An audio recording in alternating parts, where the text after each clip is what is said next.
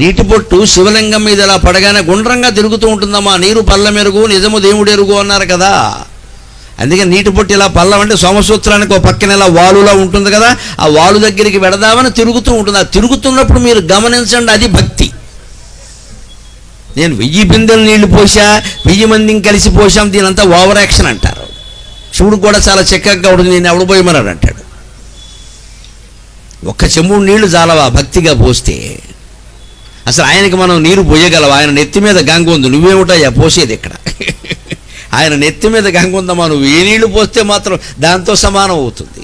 భగవంతుడికి అభిషేకం చేయడం అంటే మన అంతరాత్మకు అభిషేకం చేసుకోవడం. మన ప్రవర్తనలో మార్పు రానప్పుడు ఈ అభిషేకాలు 100 చేసిన దండగే. ఈ మాట మాట్లాడడం కూడా ఇబ్బంది. అభిషేకాలు దండగా గరికిపాటి ఉవాచ ఎవడో యూట్యూబ్లో పెడతాడు ఇప్పుడు, అది పెద్ద సంచలనం. అభిషేకాలు వద్దని చెప్పండి, వద్దని చెప్పట్లా. ఇటు కట్ చేయడం అటు కట్ చేయడం మధ్యలోది పెట్టడం ఓ ఫ్యాషన్ అయింది ఇప్పుడు. నేను ఎటువంటి అభిషేకం దండగట్టునా, నీలో మార్పు లేనప్పుడు, నీ ప్రవర్తనలో మార్పు లేనప్పుడు ఎన్ని అభిషేకాలైనా దండగ పెడితే అది పెట్టండి, దేశం బాగుపడుతుంది. ఆలోచించాలి ఎందుకు చెప్పారు ఏమిటి అనేది.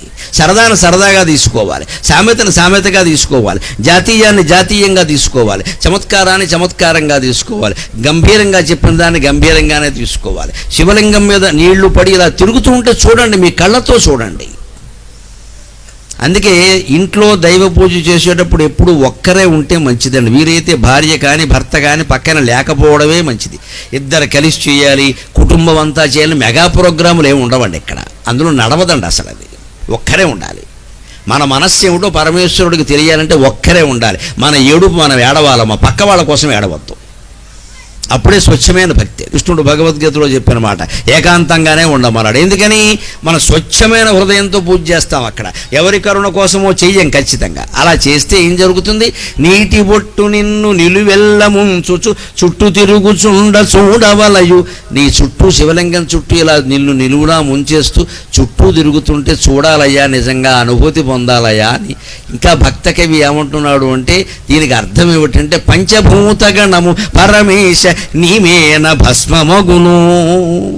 అన్నీ కలిపి శివలింగం దగ్గర ఏమవుతున్నాయో చూడండి. శివుడు లింగమూర్తి రూపంలో ఎందుకు ఉంటాడండి? విష్ణువు అలా ఉండడు, రాముడు అలా ఉండడు, కృష్ణుడు అలా ఉండడు, మరెవ్వరూ అలా ఉండరు. అమ్మవారు అసలే ఉండదు. బెజవాడ కనకదుర్గ 10 ఆయుధాలు వేసుకుని ఉంటుంది ఇక్కడ, ఒంటి నిండా నగలు వేసుకుని. మరి ఆవిడ మొగుడు ఎందుకండి ఇలా ఉంటున్నాడు లింగాకారం? ఇటువంటి లింగాకారంలో ఉన్నవాడిని ఆవిడెందుకు పెళ్లి చేసుకుందాడు? ఏమైనా అమాయకురాలా? జగన్మాత మనకంటే తెలివి తక్కువదా?